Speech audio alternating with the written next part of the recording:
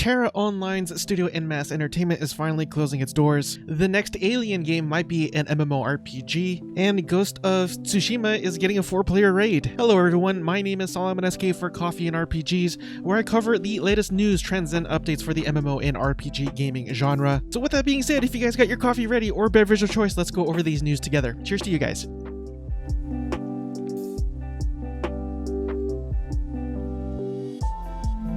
So let's go ahead and cover some of the articles that I found super interesting from massivelyop.com. And the first one here, as I said before, TERA and Closer's studio in Masse Entertainment is closing its doors, but the games will survive. So luckily for the people who are still playing this game. And it goes on to say that today, it's with a heavy heart that we begin the process of discontinuing the business of in Masse Entertainment, as a Facebook post revealed. And it continues to say our focus in the coming weeks and months will be our team and helping them to find new opportunities in our games to ensure a seamless transition for you. And it is kind of unusual, I guess you could say, but probably shouldn't be really surprising because of the whole global sickness, that I can't really mention because YouTube is being YouTube. But we've been seeing a lot of companies saying that they've actually been making record profits and higher than expected margins despite the thing that's going on, but it looks like in Masse Entertainment might be the exception from that, unfortunately. But they do go on to say lastly here that for those of you who are interested in TERA and Closers, there will be news in the coming weeks. Rest assured, support for those titles will continue.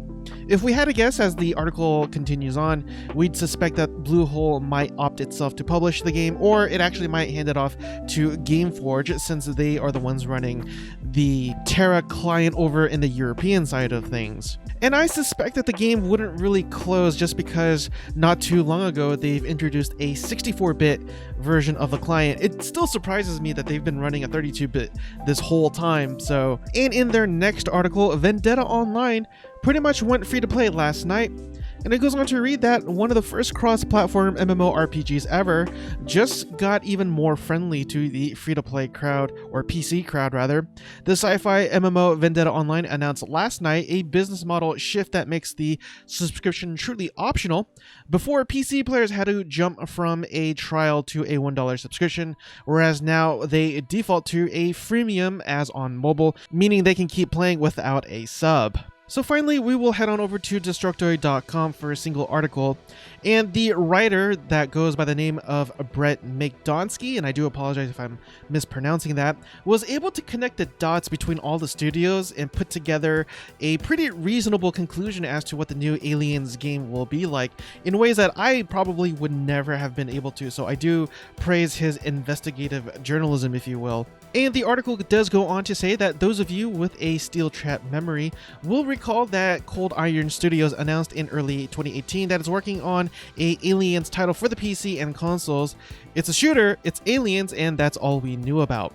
And in this next paragraph here, you're going to see a bunch of names, bunch of studios who actually owned Cold Iron Studios, and it went from GamesBeat to Foxnet Games, and then Disney acquired Foxnet Games, and so on and so forth. And finally, at the end of the day, Daybreak is the studio who finally owns Cold Iron Studios. And if you bear with me again, I'm going to mention a bunch of names, and a lot of these titles are titles that people are going to be familiar with if you are an MMORPG fan, but if not, just again bear with me. As it says here, Cold Iron has City of Heroes, Star Trek Online, and Neverwinter to its name, all MMOs.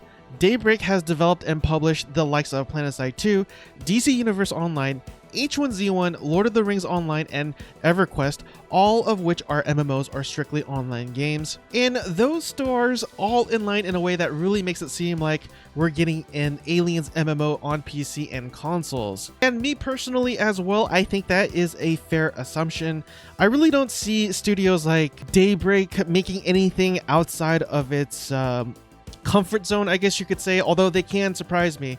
But I could definitely see a lot of fans either being very excited or being very disappointed, just because a lot of these titles that I mentioned, people could accuse the studios of making them a very pay-to-win game, which is unfortunate. Now, me personally, I'm not a huge Aliens fan. I'm not very good with horror movies, but it's a franchise that I'm very curious in if they make it into an MMO, because we really haven't had a lot of horror MMORPGs in the market. I can remember a few, but I'm blanking on the names, unfortunately. So regardless, it's really interesting to see where this game can go, and I will definitely keep you guys posted as we get more information. Next, we'll go ahead and cover some of the articles from MMORPG.com. And the first one here, World Boss Rush returns to Guild Wars 2 tomorrow. And the World Boss Rush in Guild Wars 2 set from August 18th till August 25th. You'll be able to gain boxes of goods when you participate in these World Boss events. And in their next article, Final Fantasy XIV plans on more housing plots, housing servers in patch 5.4. So the reasoning behind the housing shortage comes down to two things. One, they actually expanded the free-to-play version of the game, allowing players to level up to level 50 or 60 or something like that, which significantly garnered a lot of interest for the game. But also because, and it says right here, the automatic housing demolition was suspended due to, again, the global sickness that I still cannot mention. However, the team is committed in improving the existing Final Fantasy XIV data centers to add new plots for homeowners. Additionally, the team is optimizing the current servers to allow for more plots by the release of 5.4. And for all you action RPG fans out there, Dreamscaper releases into Steam Early Access. But this action RPG is also a roguelike game from developer Afterburner Studios and is now available on Steam in Early Access, as I said before. And the game is priced at $19.99 on Early Access with a 25% launch week discount. Next, we got an article from TechRadar.com. A new Zelda game could be coming to the Switch, and it's not Breath of the Wild 2. There's a new Amazon listing for an upcoming Nintendo Switch game, and the game is none other than The Legend of Zelda Skyward Sword. But definitely take this with a grain of salt because I believe this was an accidental leak, not an official one. But if you recall, this game was actually released back in 2011 on the Nintendo Wii. But it does go on to read that what lends this further credence is the upcoming 35th anniversary of the Legend of Zelda series, coming in 2021. Coincidentally, also the 10-year anniversary of Skyward Sword's release. Next, we will head on over to GameSpew.com, and the first article here, Ghost of Tsushima Legends, brings a multiplayer to the game later this year. And this is very exciting, in my opinion, just because the studio is adding value to the game. And it's all completely free. If you already own a copy of the game, they're going to give it to you without additional costs. And it goes on to read that Legends will have players taking on the role of 4 characters: the samurai, hunter, ronin, or assassin. Each character has their own unique set of abilities. You can play the game with 2 or 4 players. And I admittedly am a little surprised at this, but it goes on to say that Legends will include a co-op story mission for players to take on, and like an actual co-op story mission rather than just having players just face each other in a map and just kind of let them take care of themselves. So that's really cool. It will have them honing their combat skills to take on or take down enemies, but not quite in the same way that they've expected from Ghost of Tsushima. As mentioned earlier, it's more about magic legends, and players will encounter new enemies, including the Oni, who has supernatural abilities. And if you're somebody who grew up during the 90s, such as myself, you most likely grew up with side-scrolling beat-em-ups like Double Dragon, Streets of Rage, Final Fight, and stuff like that. And it kind of feels like that to me in a way, allowing your friends to join you and being able to play together against a common enemy in a PvE aspect of things. That also has a storyline, which is really cool, because I feel like a lot of companies, what they'll do is they'll add sort of a multiplayer aspect of it, but it'll be a PvP oriented afterthought that they just slap onto the game just to kind of make things a little interesting. But this direction that they're taking it is something that I really do appreciate it. And lastly, it says here, later on, after the release of Legends, a 4-player raid will be made available, furthering their commitment to actual really good PvE content, in my opinion. And I really can't wait for this game to come out for the PC. I mean, there's no news, there hasn't been any announcement that this is the case, but we've seen Sony introduce PlayStation exclusives such as Zero Horizon Dawn over for the PC not too long ago, and so I'm really hoping that this title is going to be next, but we'll see.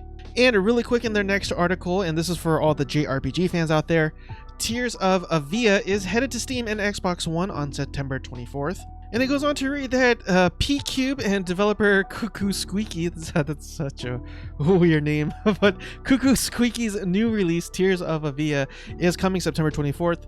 Players that want to pick up the turn-based strategy title can do so on PC via Steam and Xbox One. Next, we'll head on over to GamesRadar.com, and it says here, Shadow Warrior devs partner with Runescape publisher for a 2021 multiplayer action RPG. We actually don't know a whole lot of news for this particular game, but I'm pretty excited on that title alone. And it goes on to read that RuneScape publisher Jagex has announced a new sci-fi multiplayer action RPG being developed by Flying Wild Hog, the studio behind 2013's Shadow Warrior and its sequel. Jagex plans to release the game sometime in 2021 following open and closed beta periods. We're also being told that despite Jagex being primarily known for PC games, that this new title will be available on multiple platforms. Given the release timing, there's a good chance that it will include the PlayStation 5 and Xbox Series X. And really quick, we'll head on over to Gematsu.com for one article, and it says here that Bless Unleashed is coming to the PlayStation 4. A closed beta test for the PlayStation 4 version will run from August 20th to the 24th. Interested users can register to participate here, and this is a link that you could click on to register for the beta if you're curious. And next, we will head on over to allchar.com for a few articles. And the first one here says, Insider says Elden Ring development is doing fine, should launch in spring of 2021. And I do apologize, it is cut off on the right there if you're watching this on YouTube. But it does go on to read that according to the latest rumors, Elden Ring development is doing fine, and the long-awaited title could launch shortly after the next generation consoles, similar to how Dark Souls 2 released. And again, take all this with a grain of salt. I actually been covering Elden Ring for a while, but they've all been rumors. But apparently the leaker of all this information that we've been getting about this game is pretty reliable from what I've been reading. But if you don't know anything about this game, other than the fact that it's being developed by the same studio who made Dark Souls, it's also being partly written by George R.R. Martin, the same author for the Game of Thrones. So if you're a big fan of both, then this is something that you actually might be interested in. And in their next article, Fallout 76 test servers reopens. Bethesda's newest Inside the Vault blog posts focus on reopening of public test server, the return of a colossal problem, and Meat Week, which is almost upon us. And I know I'm a few days late, but the public test servers did open a few days ago on August 14th. And in their next article, challenging 2D action RPG Eastern Exorcist arrives to Steam. Gorgeous but challenging side-scrolling action RPG Eastern Exorcist from developer Wildfire Games is officially available via Steam Early Access program. And as always, I have the trailer playing above me, and even though this isn't a game that I'm particularly interested in, if this is something that you pick up, let me know down in the comment section below how you like it. And lastly, for this episode, we got a few articles from PCGamer.com that I wanted to cover. And the first one here, the Viking Way looks like Mount and Blade, but with bigger beards.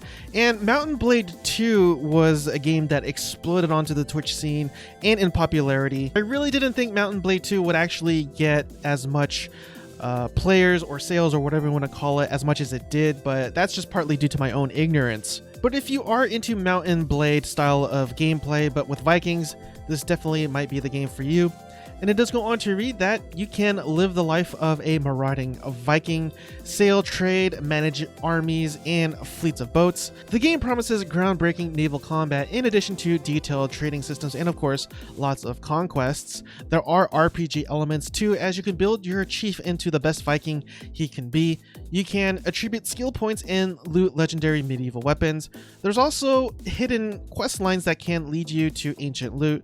Just be sure to tip the bartenders well to get the best rumors. And in their next article, here's a first look at Beyond Skyrim's Black Marsh, and I do have the trailer playing above me if you're interested. Just know that this is done entirely by modders, and it is not an official expansion or anything like that from Bethesda. But it does go on to read here that Beyond Skyrim is a collaborative project that brings together several teams of modders, each working to add a different part of Tamriel to the Elder Scrolls V Skyrim. There is a lot of nice jungle landscape, some imperial plantations and Agorian settlements, and a variety of new creatures including grazing reptiles. So this definitely seems to be a labor of love, considering it, again, it's all a mod, and so it's probably going to be free free for everybody to use, such as this next mod that's really interesting that I will be covering. And in their next article, a massive Fallout New Vegas mod overhauling the game's voice work has been released,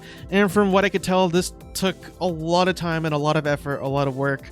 And it goes on to read here that the Brave New World project has finally released its first version, adding new professional voice acting to overhaul 100 NPCs in Fallout New Vegas. Over the years, one of the few criticisms voiced by fans of Fallout New Vegas was that single voice actors were forced to do the acting for a large number of characters, which is true.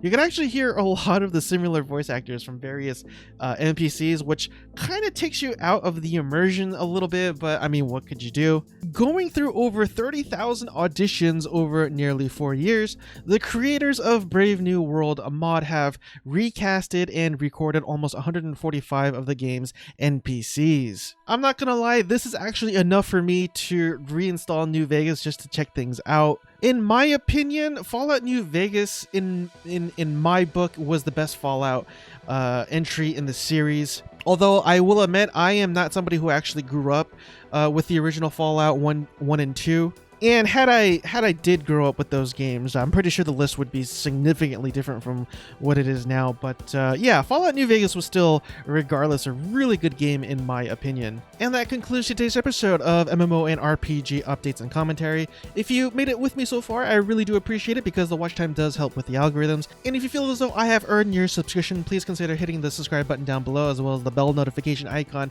right next to it. I know that was a lot of news to cover, so I'll finally let you guys go. Hope you guys have a blessed night, and I will see you guys next time. Cheers again, everyone.